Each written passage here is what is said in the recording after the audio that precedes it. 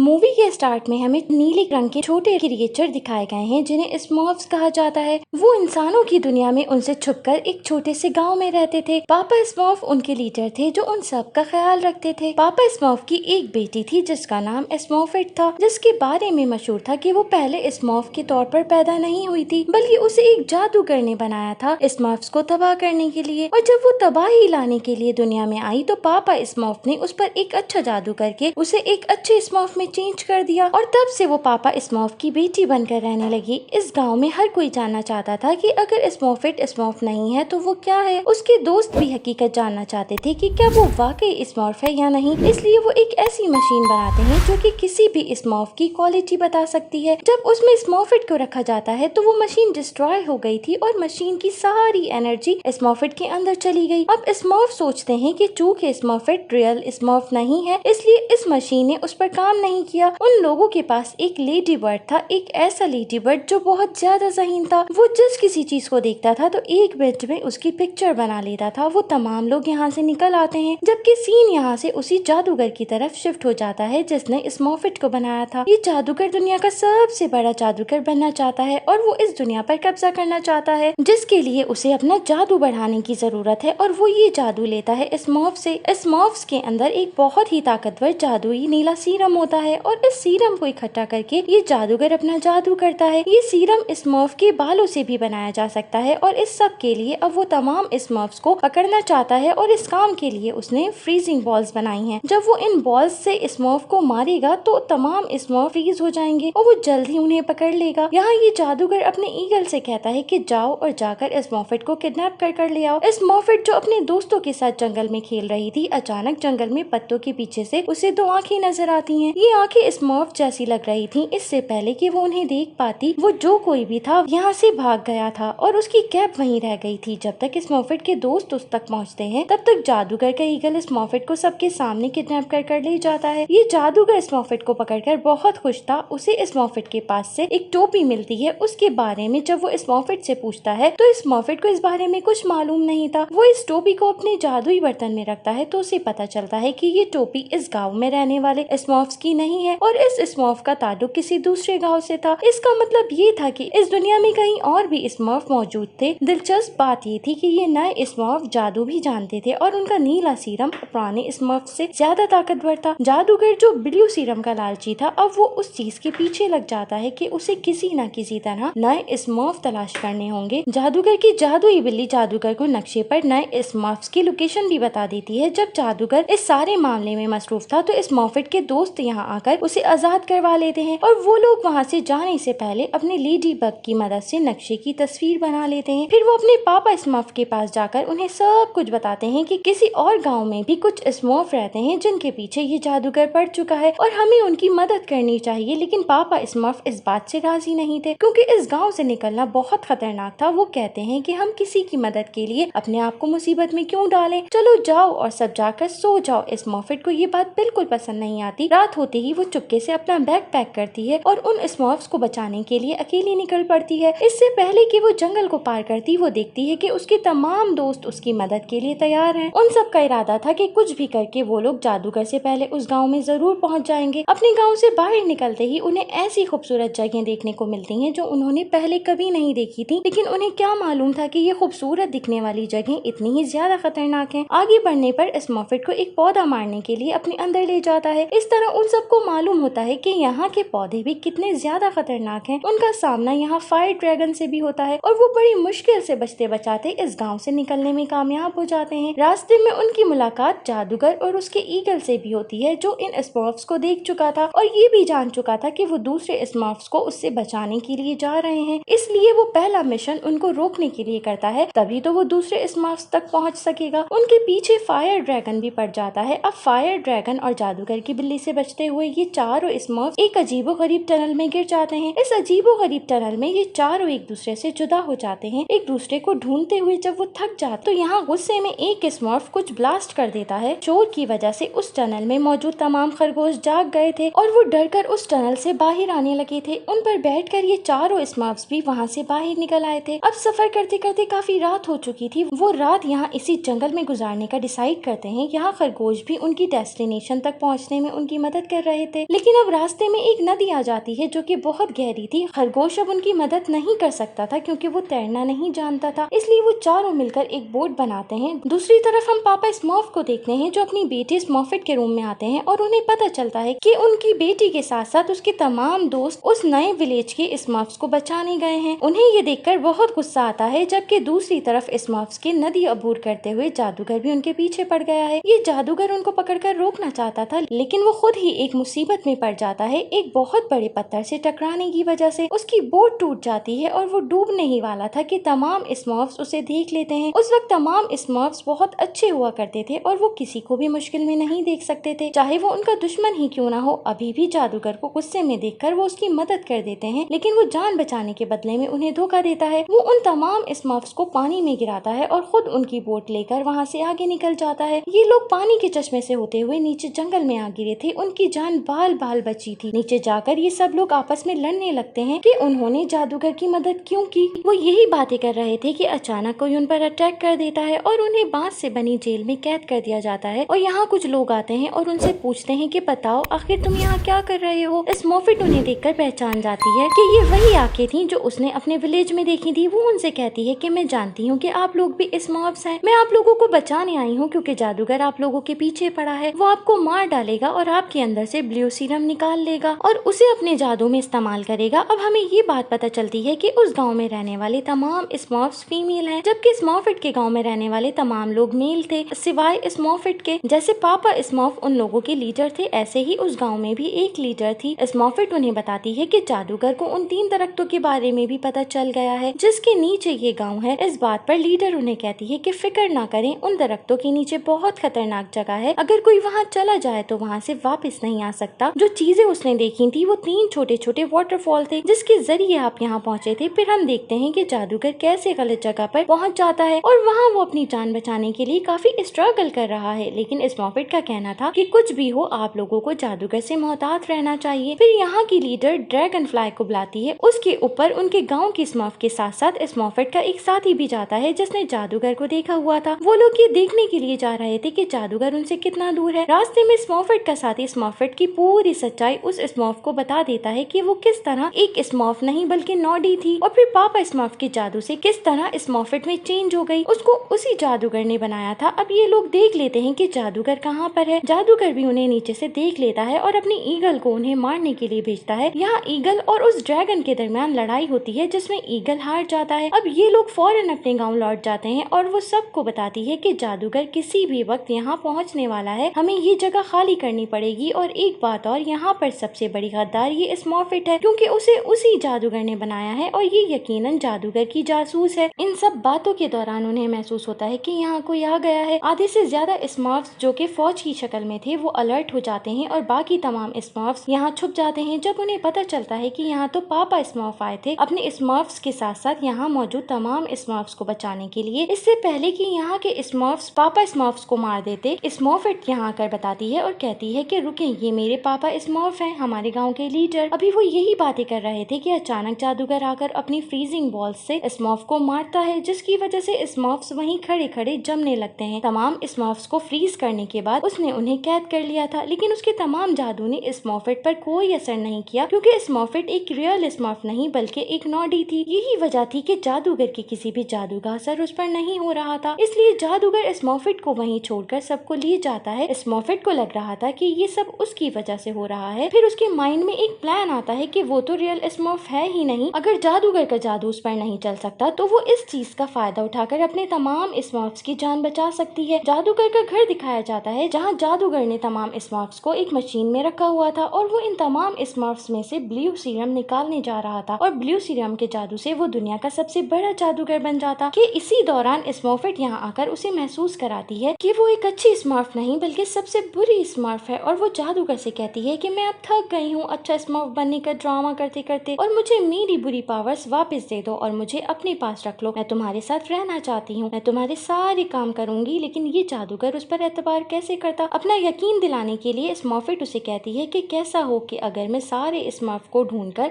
आपके पास ले आऊं और उनमें से ब्लू सीरम निकालकर आपको दे दूं जिससे आपका जादू मजीद ताकतवर हो जाएगा। स्मर्फिट की बातें सुनकर जहाँ जादूगर लालची और खुश हो गया था, वहीं तमाम स्मर्फ उसकी बात बातों से बहुत दुखी थे। स्मॉर्फिट तो उनकी फैमिली का हिस्सा थी। जादूगर कहता है, अच्छा ठीक है, मैंने तुम्हारी बात मान ली, अब तुम ही बताओ मुझे क्या करना है। स्मॉर्फिट कहती है कि मुझे अपने जादू से फिर से नॉडी बना दो, मैं अब स्मॉर्फ नहीं रहना चाहती। जादूगर जब स्मॉर्फिट पर जादू करता है तो उसका जादू काम ही नहीं करता, क्योंकि पापा स्मॉर्फ ने स्मॉर्फिट पे बहुत अच्छा जादू किया हुआ था। पापा स्मॉर्फ के अच्छे जादू की वजह से जादूगर का बुरा जादू काम ही नहीं करता और ज्यादा ताकत होने की वजह से यहाँ सब कुछ ब्लास्ट हो जाता है। स्मॉर्फिट से निकलने वाली अच्छी ताकतों ने जादूगर को यहाँ से बहुत दूर ले जाकर फेंक दिया था। तमाम स्मॉर्फ्स आजाद हो गए थे, लेकिन इस सब का असर स्मॉर्फिट पर यह हुआ कि वो एक नॉडी में चेंज होकर मट्टी में बदल गई। ये देखकर सारे स्मॉर्फ्स बहुत दुखी थे कि उन्होंने स्मॉर्फिट को गलत समझा। असल में स्मॉर्फिट उन्हीं की मदद करने आई थी। जादूगर से उनकी जान छूट गई थी। अब ये स्मॉर्फिट को उठाकर अपने गाँव ले आते हैं। सभी स्मॉर्फिट के लिए प्रे करना शुरू हो गए थे। उनकी प्रे में इतना जादू था कि स्मॉर्फिट दोबारा जिंदा हो गई थी। हम देखते हैं कि दोनों गांव के स्मॉर्फ्स अब मिलकर साथ रहने लगे हैं। स्मॉर्फिट भी दोबारा जिंदा हो गई थी और सभी स्मॉर्फ्स की जिंदगी में खुशियां वापस आ गई थी और इसी हैप्पीनेस पर मूवी की एंडिंग हो जाती है। Thanks for watching.